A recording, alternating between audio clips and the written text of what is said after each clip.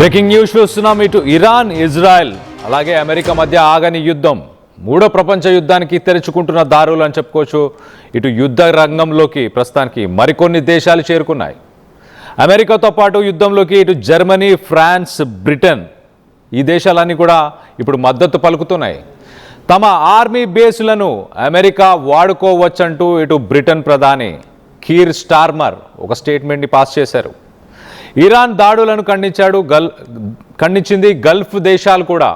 ఇటు Bahrain, Jordan, Kuwait, Qatar, Saudi Arabia అలాగే United Arab Emirates ఇవన్నీ కూడా ఒక అత్యవసరమైన భేటీలో కూర్చోబోతున్నాయి. ఇటు యుద్ధంలోకి ఇజ్రాయెల్కు అండగా నిలబడతానంటూ ఇటు ఇరాన్కు మద్దతుగా ఇటు యమన్ దేశం అలాగే ఇరాన్కు రష్యా, చైనా, నార్త్ కొరియా అలాగే పాకిస్తాన్ ప్రస్తుతానికి సపోర్ట్ చేస్తున్నట్టు తెలుస్తుంది. సో మొత్తం మీద ఒకసారి బ్రిటిష్ ప్రైమ్ మినిస్టర్ ఒక లెటర్ని కూడా రిలీజ్ చేశారు. ఒక్కసారి ఆ లెటర్లో ఏం మెన్షన్ చేసింది ఒక్కసారి వాటి డీటెయిల్స్ కూడా మీకు ఒక్కసారి చెప్పే ప్రయత్నం చేస్తా. ఒక్కసారి మనం చూస్తే కనుక ఇటు గల్ఫ్ దేశాల్లో ఇటు బ్రిటన్ ప్రభుత్వానికి సంబంధించిన కొన్ని అసెట్స్ ఉండడం వల్ల వాటన్నిటిని సురక్షితంగా ఉంచుకోవాల్సిన ఉద్దేశంతో మొత్తానికైతే ఇటు బ్రిటన్కి సంబంధించిన ఎయిర్ బేస్, బ్రిటన్కి సంబంధించిన ఆర్మీ బేసెస్ని అమెరికా వాడుకోవచ్చు. United states of America and Bahrain, Jordan, Kuwait, Qatar, the Kingdom of Saudi Arabia and United Arab Emirates వీటిపైన ఇప్పుడు రీసెంట్గా మిసైల్స్, డ్రోన్స్తో ఇటు ఇస్లామిక్ రిపబ్లిక్ ఆఫ్ ఇరాన్ చేస్తున్న దాడుల దృష్ట్యా ఇటు ఎనర్జీకి సంబంధించి అంటే ఆయిల్ రిజర్వ్స్కి సంబంధించి బ్రిటన్కి ఉన్న ఇంట్రెస్ట్లని మొత్తానికి దృష్టిలో పెట్టుకొని ఇటు అమెరికాకి మా ఆర్మీ బేస్ని వాడుకునే అవకాశాన్ని ఇస్తున్నాము, వాడుకోండి అంటూ ఇటు బ్రిటన్ ప్రధాని కూడా మాట్లాడాడు. దానికి సంబంధించిన ఒక మీడియా నోట్ని కూడా మనం చూస్తాం. ఇటు office of the spokes person, American press note అని చెప్పుకోవచ్చు, అమెరికన్ మీడియా నోట్ అని చెప్పుకోవచ్చు. మొత్తం మీద ఇటు ఇజ్రాయెల్కి మద్దతుగా నిలుస్తున్నాము అమెరికా అలాగే ఇజ్రాయెల్ మా ఆర్మీ బేస్ని యూజ్ చేసుకోవచ్చు అంటూ మొత్తానికైతే ఇటు Britain prime minister Keir Starmer కూడా ఒక స్టేట్మెంట్ ఇచ్చాడు. ఇటు బ్రిటన్ ప్రైమ్ మినిస్టర్ ఏం మాట్లాడాడో ఒక్కసారి వినే ప్రయత్నం చేద్దాం.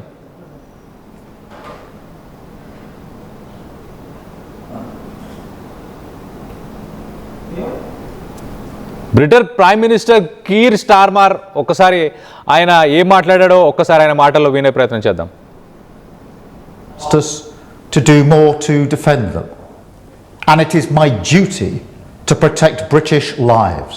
We have British jets in the air as part of coordinated defensive operations, which have already successfully intercepted Iranian strikes. But the only way to stop the threat is to destroy the missiles at source, in their storage depots or the launchers which are used to fire the missiles. The United States has requested permission to use British bases for that specific and limited defensive purpose. We have taken the decision to accept this request to prevent Iran firing missiles across the region. So మొత్తానికైతే ఇటు అమెరికాకి permission ఇస్తున్నాము, ఒక green లైట్ని ఇస్తున్నాము. America ఇటు యుద్ధ bases, ఇటు బ్రిటన్కి సంబంధించిన, యూకేకి సంబంధించిన ఆర్మీ బేసెస్ని ఇటు అమెరికా వాడుకోవచ్చు. ఇరాన్ చేస్తున్న పనులు, ఇరాన్ ఏదైతే గల్ఫ్ దేశాలని టార్గెట్ చేసుకుంటూ గల్ఫ్ దేశాల్లో ఉన్న ఆయిల్ రిజర్వ్స్ కావచ్చు, అక్కడ ఉన్న ఎయిర్పోర్ట్స్ని వీటన్నిటిని టార్గెట్ చేయడం సరైన విషయం కాదు. ఖచ్చితంగా ఇటు అమెరికా అలాగే ఇజ్రాయెల్కి మద్దతుగా మేము నిలబడతాము అంటూ మొత్తానికైతే ఇటు బ్రిటన్ ప్రైమ్ మినిస్టర్ చెప్పుకొచ్చే ప్రయత్నం చేస్తున్నాడు. అలాగే ఇటు మిగతా దేశాలు కూడా, ఇటు ఫ్రాన్స్ కానీ, జర్మనీ కానీ, యూరోపియన్ కంట్రీస్ కూడా ఒక స్టేట్మెంట్ని రిలీజ్ చేసే ఆ స్టేట్మెంట్ కూడా మీకు ఒకసారి చదివి వినిపించే ప్రయత్నం చేస్తాం. ఒకసారి మనం చూస్తే కనుక alongside French president Emmanuel Macron and German chancellor Friedrich Merz and Starmer మొత్తానికైతే ఇటు ఫ్రాన్స్, జర్మనీ అలాగే యూకే ఈ మూడింటిని E3 అంటున్నారు. ఆ E3 యూరోపియన్ కంట్రీస్ అనొచ్చు. యూరోపియన్ కంట్రీస్ స్టేట్మెంట్ ఒకసారి చూస్తే the European leaders strongly condemn Iran's indiscriminate and disproportionate retaliatory attacks on neighboring countries and formally declared their readiness to take steps to defend their interest and allies in Gulf. So మొత్తం మీద ఇటు అక్కడ సమాంత దేశాలు కావచ్చు, ఇటు alloys అంటున్నాడు. So alloys అలాగే వాళ్ళ పర్సనల్ ఇంట్రెస్ట్లు, ఆ దేశాలకు సంబంధించిన ఇంట్రెస్ట్లు అంటే ఆస్తులు కావచ్చు, ఆయిల్ రిజర్వ్స్ కావచ్చు, వాటన్నిటిని ఎనర్జీ ఇంట్రెస్ట్లని దృష్టిలో పెట్టుకొని ఖచ్చితంగా మేము రెడీగా ఉన్నాం నెసెసరీ స్టెప్స్ తీసుకోవడానికి అంటూ ఇటు జాయింట్ యూరోపియన్ అలైన్మెంట్ స్టేట్మెంట్ అయితే ఇచ్చింది.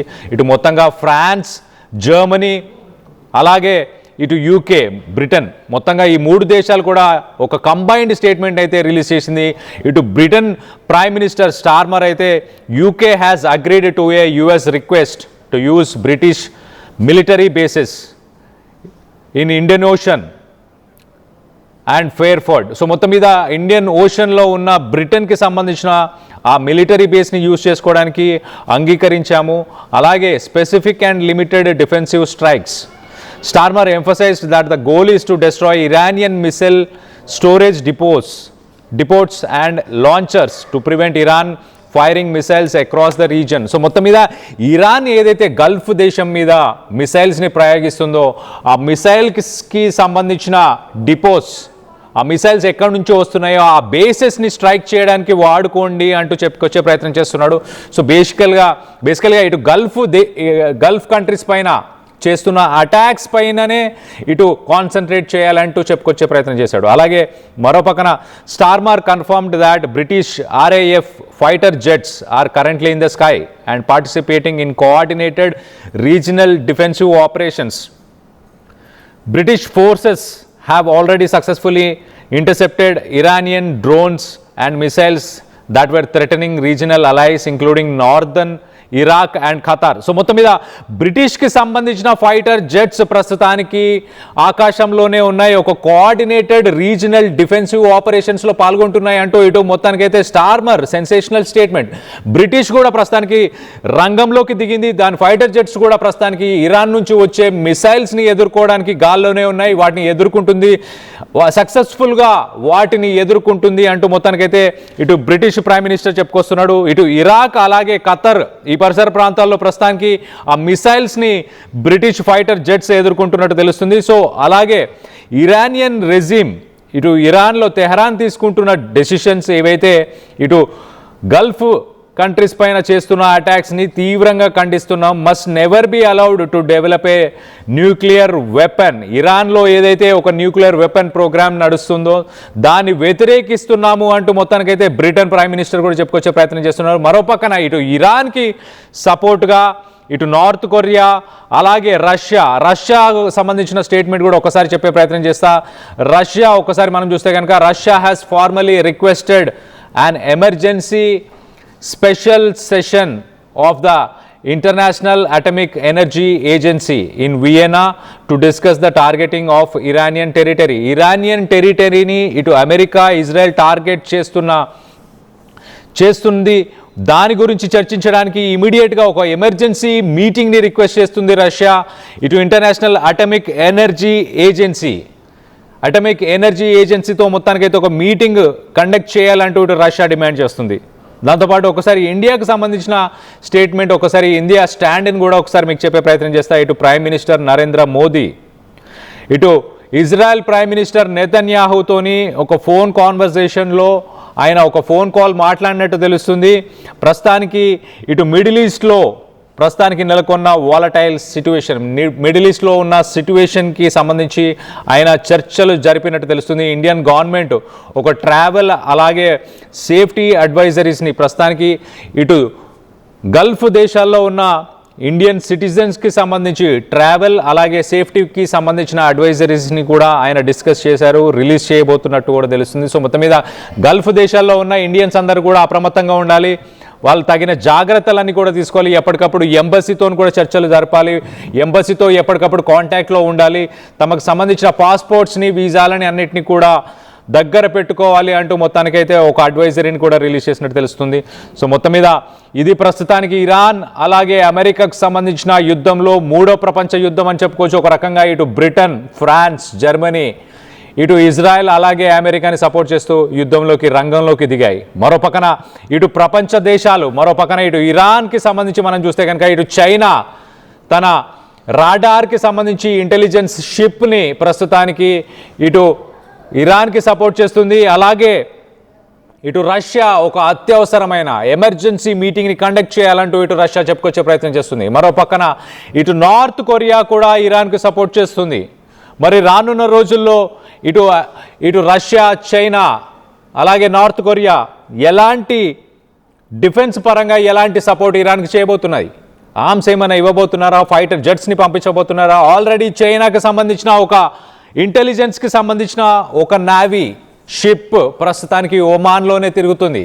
ఇటు నిన్న యుఎస్ఎస్ అబ్రహం లింకన్ అమెరికాకి సంబంధించిన వార్షిప్ పైన దాడిలో ఇటు చైనాకి సంబంధించిన షిప్ కీలకమైన ఇన్ఫర్మేషన్ని ఇరాన్కి ఇచ్చినట్టు ఇటు ప్రస్తుతానికి వార్తలు వస్తున్నాయి. మరి చైనా ప్రత్యక్షంగా కాకుండా పరోక్షంగా ఇటు ఇరాన్కి సపోర్ట్ చేస్తుందా అన్న దానిపై కొంత అనుమానాలు అయితే వ్యక్తపరుస్తున్నారు. దీనికి సంబంధించి మరింత అప్డేట్ ఇచ్చే ప్రయత్నం చేస్తా. దీనికి సంబంధించి ఒక్కసారి మీరేమనుకుంటున్నారు? మూడో ప్రపంచ యుద్ధం మొదలైంది అనుకుంటున్నారా? ఇటు ప్రపంచ దేశాలు, ఇటు బ్రిటన్, ఇటు అమెరికాకి అలాగే ఇటు ఇజ్రాయెల్కి సపోర్ట్ చేయడానికి ఇటు బ్రిటన్, ఫ్రాన్స్, జర్మనీ వచ్చాయి. మరో పక్కన ఇరాన్కి సపోర్ట్ చేయడానికి ఇటు రష్యా, చైనా అలాగే north Korea.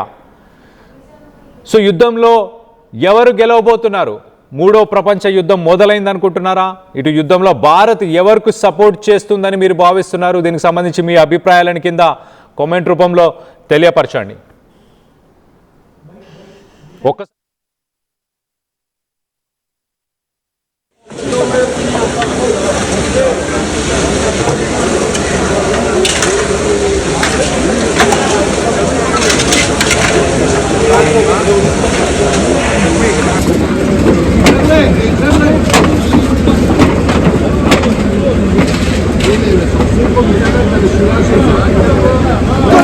The United States has requested permission to use British bases for that specific and limited defensive purpose.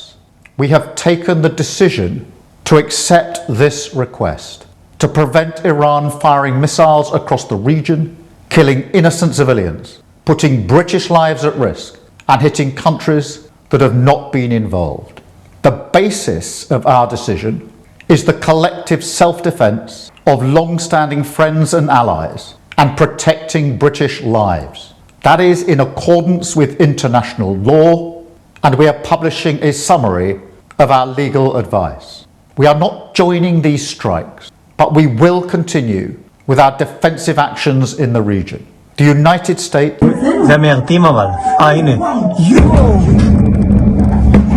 תפסתי את זה, לא מאמין. תפסתי את זה. לא מאמין, תפסתי את הזה. זה מיירטים אבל. הנה.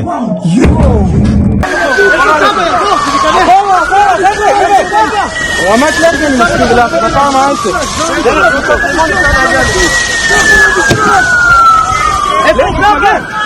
מה, אתה לא יודע מה הולך פה, יעקב, אחי. אין בתים, אחי. מה, אתה לא יודע מה הולך פה, יעקב, אחי. Oh, shit! It's a motherfucking rocket! Oh, oh, shit! It's a motherfucking rocket! Oh, oh, shit!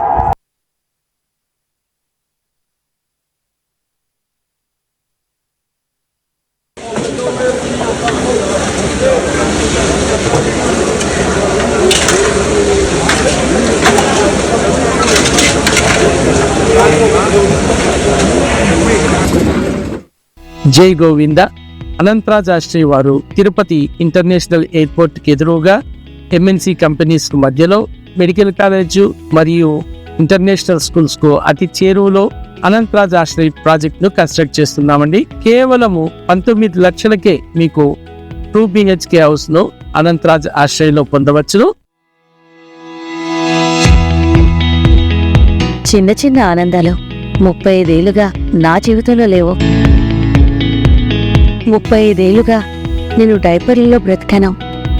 6 సెంటీమీటర్ల fistula నా మూత్రాశయంలో leak కారణమైంది. ఎవరూ నాకు సహాయం చేయలేకపోయారు. AINUలో వైద్యులను కలిసే వరకు అక్కడ వారు రోబోటిక్ శస్త్రచికిత్సతో నాకు పరిష్కారం ఇచ్చారు. వారు నా ఆత్మవిశ్వాసాన్ని కూడా తిరిగిచ్చారు. Precision care makes it possible. The Center for Robotic Surgery at AINU